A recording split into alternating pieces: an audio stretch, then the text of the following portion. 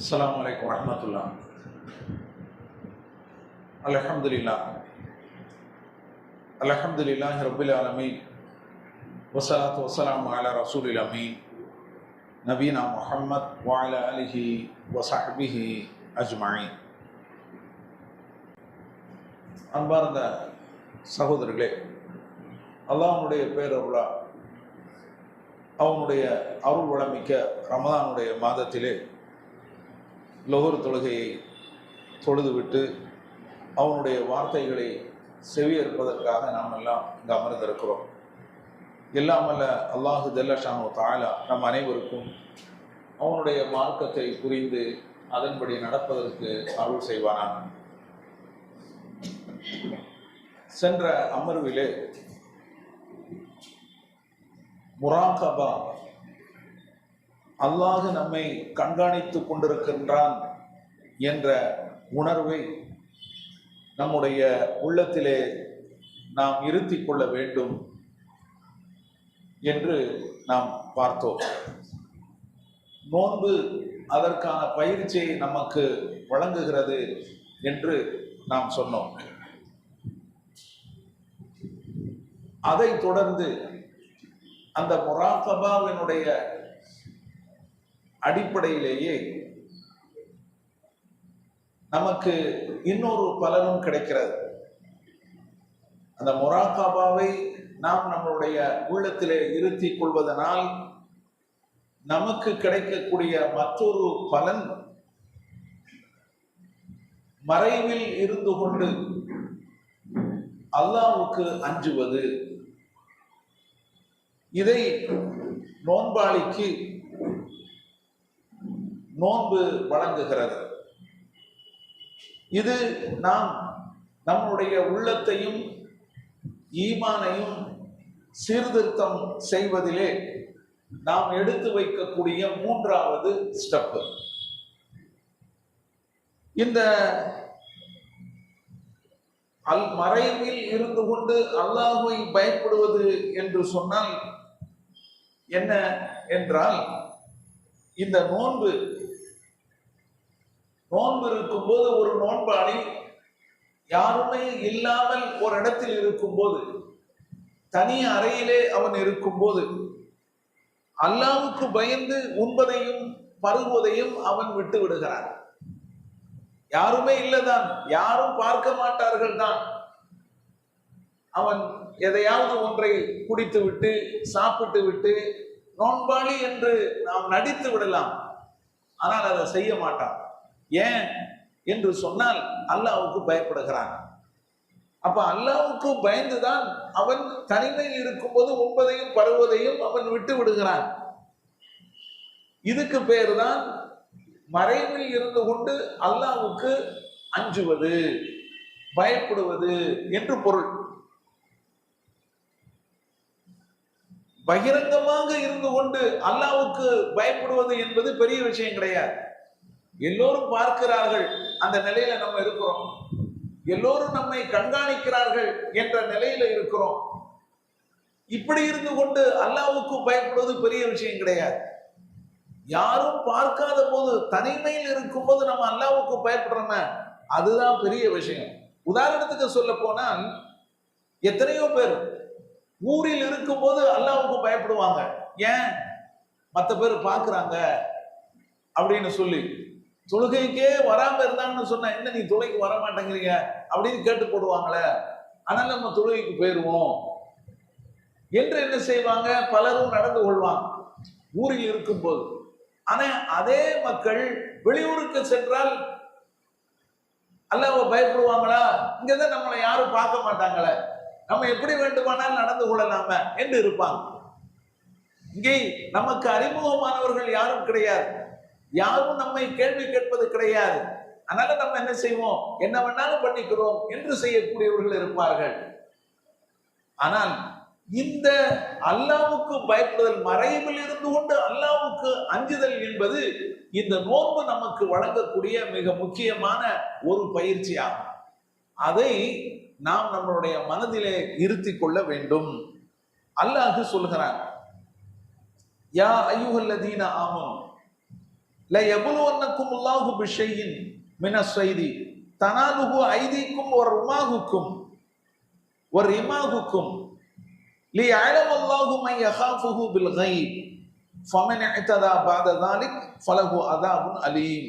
சூரத்துல் மாயிதா 5வது அத்தியாயத்துல 94வது வசனத்துல அல்லாஹ் சொல்கிறான், நம்பிக்கை கொண்டவரே, ஈமான் கொண்டவர்களுக்கு அல்லாஹ் சொல்லுகிறான், ல யபுலுவன்னக்கும் அல்லாஹு பிஷையின் மினஸ் ஸைதி தனாலுஹு ஐதீக்கும் வ ரிமாகுக்கும்.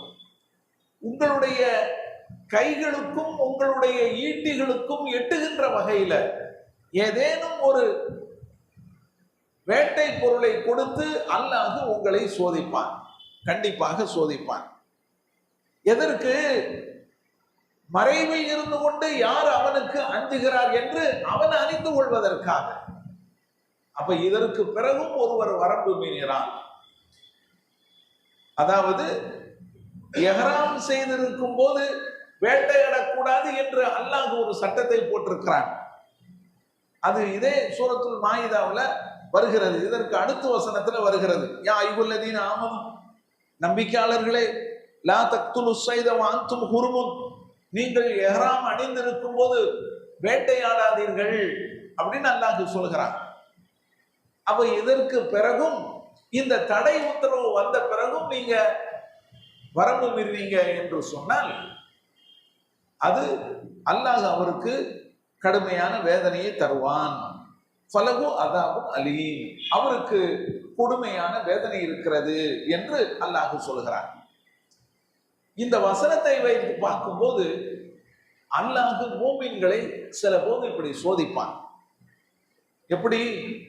அதாவது ஹராமுகளை செய்வதற்கான வாய்ப்புகளை ஏற்படுத்தி கொண்டு தீமைகள் பாவங்கள் புரிவதற்கான பல்வேறு சந்தர்ப்பங்களை அல்லாஹ் கொடுத்து பல்வேறு சூழ்நிலைகளை எளிதாக ஏற்படுத்தி கொண்டு அல்லாஹ் மூமின்களை சில போது சோதிப்பான். எதுக்கு பயப்படுறாங்க?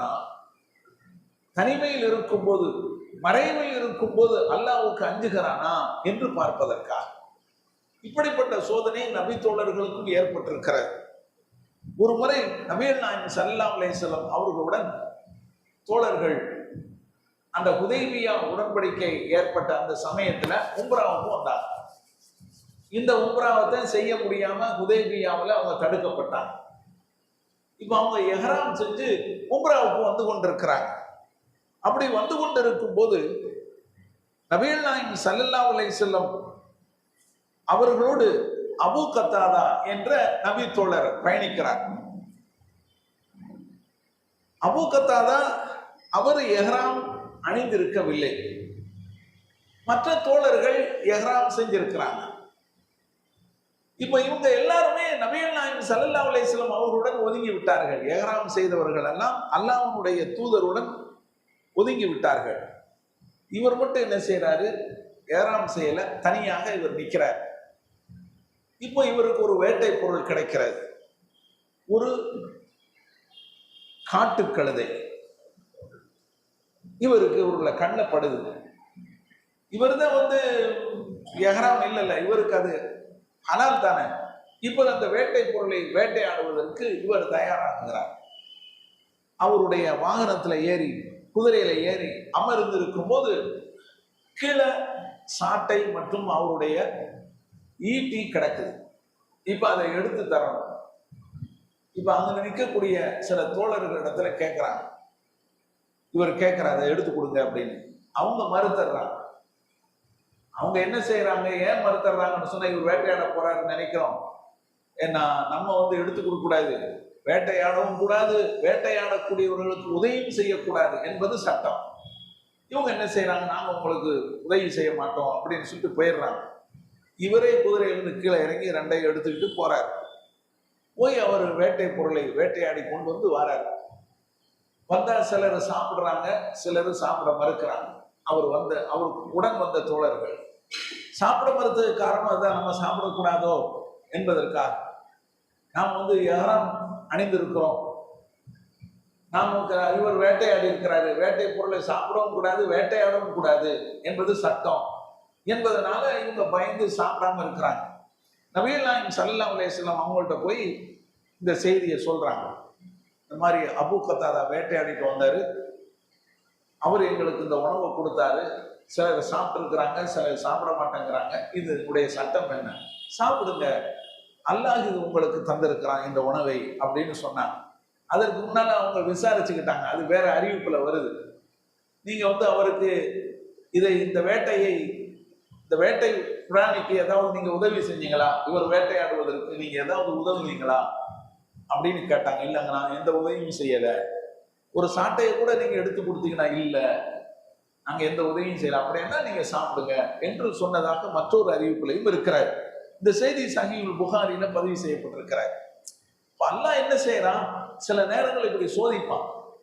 நமக்கு தனிமையில் இருக்கும்போது ஏதாவது இந்த தடுக்கப்பட்டதை செய்வதற்கான வாய்ப்புகளை நமக்கு கொடுத்து சோதிப்பான். இவன் வரம்பு மீறானா, இல்லைன்னா அல்லாஹ்வுக்கு பயப்படுறானா அப்படிங்கிற சோதனை எல்லாம் நடக்கும் என்பதைத்தான் அல்லாஹ் அந்த வசனத்தில் என்ன செய்யறான், நமக்கு சொல்லி தருகிறான். எனவே இந்த நோன்பு நமக்கு தரக்கூடிய மிக முக்கியமான பாடம் இது. தனிமையில் இருக்கும்போது அல்லாஹ்வுக்கு அஞ்சுவது, இதை நாம் என்ன செய்யறோம், மனசுல இருத்தி கொள்ள வேண்டும். ஒவ்வொரு முஸ்லிமும் இந்த ரமலானுடைய காலங்கள்ல இதை நாம் மனதில் இருத்தி கொள்ள வேண்டும். இதற்கான சிறப்பை நாம் பார்க்கும்போது அல்லாஹ் இந்த இறையச்சமுடையவர்களை பற்றி சொல்லும்போது சொல்கிறான், அல்லதீன யக்ஷௌன ரப்பகும் பில் கைப். இந்த இறையச்சமுடையவர்கள் தனிமையில் இருக்கும்போது தங்களுடைய இறைவனை அஞ்சுவார்கள். வஹும் மின ஸாஅத்தி முஷ்ஃபிகூன். அவர்கள் கியாமத் நாளையும் அவர்கள் அஞ்சிக் கொண்டு இருப்பார்கள் அப்படின்னு அல்லாஹ் சொல்றான். தனிமையில் இருக்கும்போது அல்லாஹ்வை அஞ்சக்கூடியவர்கள் இறையச்சமுடையவர்கள் என்றும் அவர்களுக்கு மறுமை பற்றிய பயமும் இருக்கும் என்றும் அல்லாஹ் சிலாகித்து சொல்கிறான். சூரத்துல் அன்பியா 21வது அத்தியாயத்துல 49வது வசனமாக இது இடம்பெற்றிருக்கிறது. அதே போல சொர்க்கவாசிகளை பற்றி அல்லாஹ் சொல்லும் போது உஸ்ரிஃபத்தில் ஜன்னத்துலில் முத்தகீன் கைர பஈத்.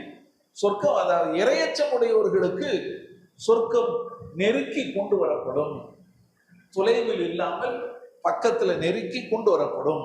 ஹாதாமா துஅதூன் லிகுல்லி அவ்வாபின் ஹஃபீத். இதுதான் அல்லாஹ்வுக்கு அதாவது திருந்தி அல்லாஹ்வுடைய சட்ட திட்டங்களை பேணி இருந்த ஒவ்வொருவருக்கும் வாக்களிக்கப்பட்டது இதுதான் அப்படின்னு சொல்லப்படும். மன்ன ஹஷியர் ரஹ்மான பில் கைப். அது மட்டுமல்ல, அளவற்ற அருளாளனை எவர்கள் மறைவில் இருந்து கொண்டும் அஞ்சினார்களோ, வஜாஅ பிகல்பின் முனீப், தூய உள்ளத்துடன் திருந்திய உள்ளத்துடன் இங்கு வந்திருக்கிறார்களோ அவர்கள் ஒவ்வொருக்கும் வாக்களிக்கப்பட்டது இதுதான் அப்படின்னு அங்க சொல்லப்படும் சொல்லி அல்லாஹ் ஜல்லஷானு தஆலா சூரத்து காஃப் 50வது அத்தியாயத்துல 31 முதல் 33 வரையிலான வசனங்கள்ல அல்லாஹ் சொல்லி காட்டுகிறான்.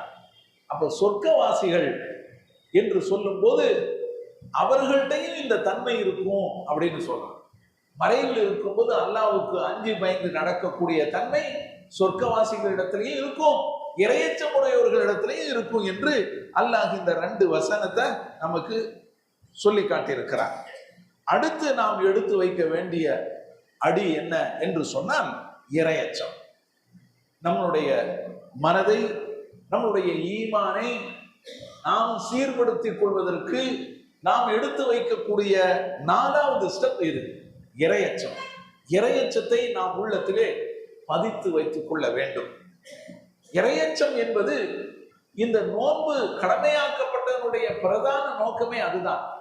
இறையச்சத்துக்காகத்தான் இந்த நோன்பே கடமையாக்கப்பட்டதா அல்லாஹ் சொல்கிறான். யா அய்யுஹல்லதீன ஆமனு குத்திப அலைக்குமுஸ் ஸியாமு கமா குத்திப அலல்லதீன மின் கப்லிக்கும் லஅல்லக்கும் தத்தகூன். நம்பிக்கையாளர்களே, உங்களுக்கு முன்னிருந்தவர்கள் மீது எப்படி நோன்பு கடமையாக்கப்பட்டதோ அதுபோல உங்கள் மீதும் நோன்பு கடமையாக்கப்பட்டிருக்கிறது. எதற்கு? லஅல்லக்கும் தத்தகூன், நீங்கள் இறையச்சமுடையோராய் திகழ வேண்டும் என்பதற்காக. நோன்பு எதற்காக கடமையாக்கப்பட்டிருக்கிறது? நீங்கள் இறையச்சமுடையோராய் திகழ வேண்டும் என்பதற்காகத்தான் நோன்பு கடமையாக்கப்பட்டதாக அல்லாஹ் சொல்கிறான். நோன்பு கடமையாக்கப்பட்டதனுடைய பிரதான நோக்கம் என்ன? இறையச்சம். எனவே இந்த இறையச்சம் இருக்கிறதே, இதுதான் அமல்களுக்கு அடிப்படையாக இருக்கிறது. நாம செய்யக்கூடிய நல்லறங்களுக்கு அடிப்படை என்ன? இந்த இறையச்சம். இந்த இரையச்சம் இல்லாமல் நம்மளுடைய அமல்கள் பரிபூர்ணமாக ஆகாது.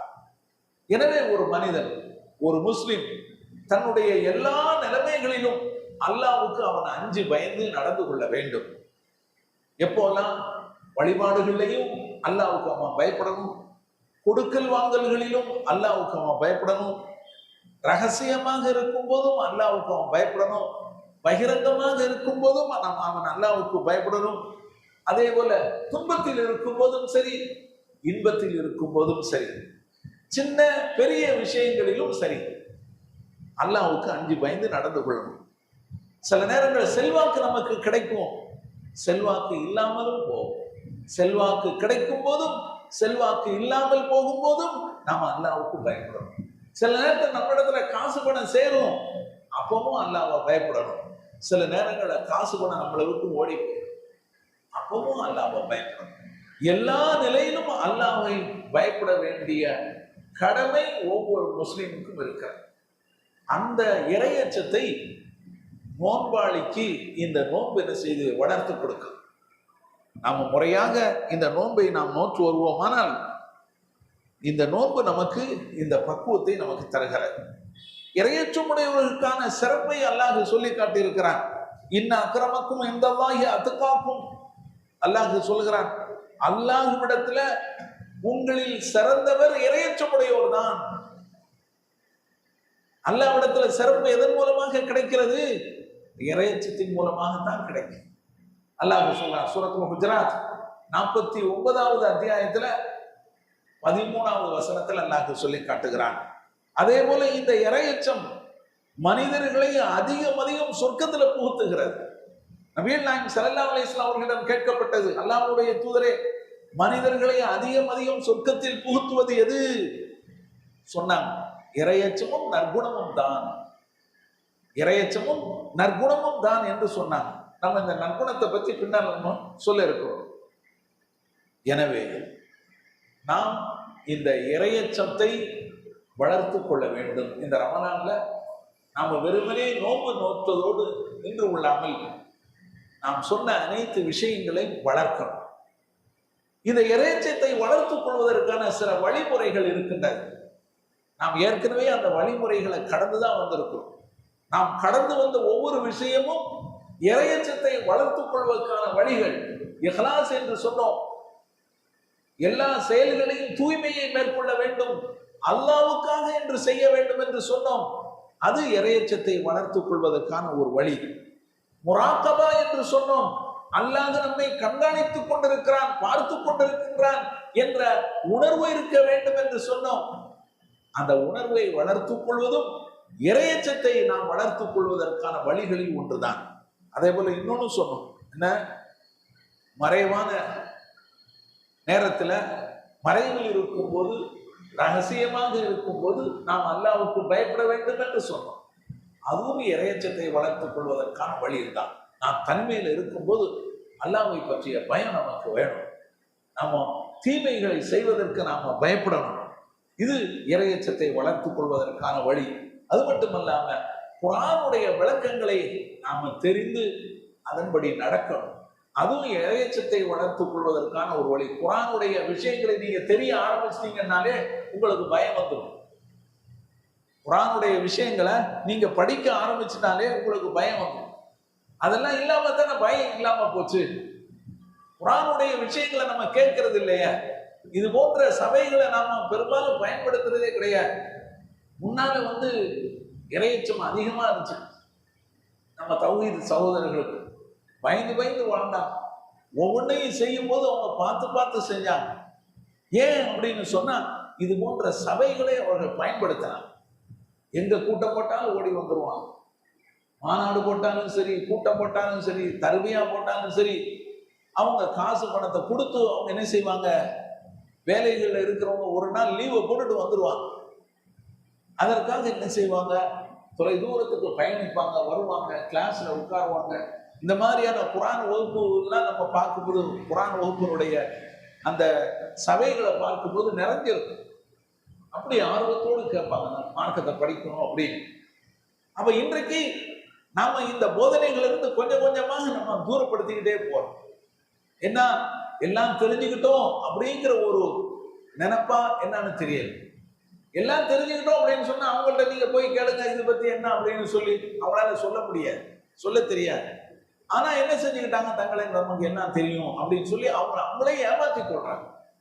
இப்படி நம்மை நாமே ஏமாற்றி கொண்டு விட்டு இது போன்ற இந்த வகுப்பில் இருந்து நாம தூரமாக போறதுனால இந்த பயம் என்பது நம்ம இடத்துல இல்லாம போச்சு. அல்லாஹ் சொல்லுகிறான், ஷஹ்ரு ரமலான், இந்த ரமலானுடைய அதாவது இந்த ரமலானுடைய மாதம் குர்ஆனுடைய மாதம்னு சொல்லி நம்ம படிச்சிருக்கோம். சரி, அல்லாஹ் சொல்றான், வஹாதா கிதாபுன் அன்ஸல்னாஹு முபாரக்குன், இது நாம் இறக்கிய அருளிய அருள் வளமிக்க வேதமாகும்.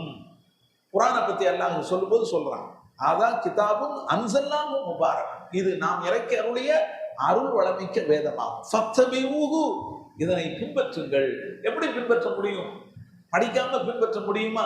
அதை பற்றி தெரிஞ்சா தானே பின்பற்ற முடியும். ஃபத்தபிஊஹு, இதனை பின்பற்றுங்கள் என்று அல்லாஹ் சொல்வதன் மூலமாக படியுங்கள் என்று அல்லாஹ் சேர்த்து சொல்லுகிறான். இதனை பின்பற்றுங்கள். வத்தகூ, அல்லாஹ்வுக்கு பயப்படுங்க. ரெண்டையும் சொல்றாங்க. இந்த குர்ஆனை படிப்பதன் மூலமாக இறையச்சம் நமக்கு வரும். இதை பின்பற்றுங்க, அல்லாஹ்வுக்கு பயப்படுங்க. லஅல்லக்கும் துர்ஹமூன், நீங்கள் அருள் பாலிக்கப்படுவீர்கள். அல்லாஹ்வுடைய அருள் உங்களுக்கு கட்டாயம் கிடைக்கும் என்று அல்லாஹ் சொல்லியிருக்கிறார். சூரத்துல் அன்ஆம் 6வது அத்தியாயத்தில் 155வது வசனத்துல இதை நான் பார்க்கலாம். எனவே குர்ஆனுடைய விஷயங்களை படிப்பதும் இறையச்சத்தை வளர்த்து கொள்வதற்கான ஒரு வழிதான். 5வதாக துஆ. நபிகள் நாயகம் ஸல்லல்லாஹு அலைஹி வஸல்லம் கேட்கிறாங்க, இறைவா எனது உள்ளத்துக்கு இறையச்சத்தை தான் அப்படின்னு கேட்டிருக்கிறாங்க. அதுபோல நாமும் என்ன செய்யணும், அல்லாஹ்விடத்துல கேட்கணும். ஏன்னா அல்லாஹ் தரணுமா இல்லையா? அல்லாஹ் தந்தா தான் நாம் என்ன செய்ய முடியும், பயப்பட முடியும். எல்லாமே அல்லாஹ்வுடைய கையில் இருக்கு. அதனால அல்லாஹ்விடத்திலே நாம் என்ன செய்யணும், இந்த கோரிக்கையை வைத்துக் கொண்டு நாம் இந்த அச்சத்தை வளர்த்துக் கொள்வதற்கு நாம் பாடுபட வேண்டும். எல்லாமல் அல்லாஹ் அதற்கு துணை செய்வானாக. வாஹிரு தஅவானா அல்ஹம்துலில்லாஹி ரப்பில் ஆலமீன். அஸ்ஸலாமு அலைக்கும் வரஹ்மத்துல்லாஹி வபரகாத்துஹு.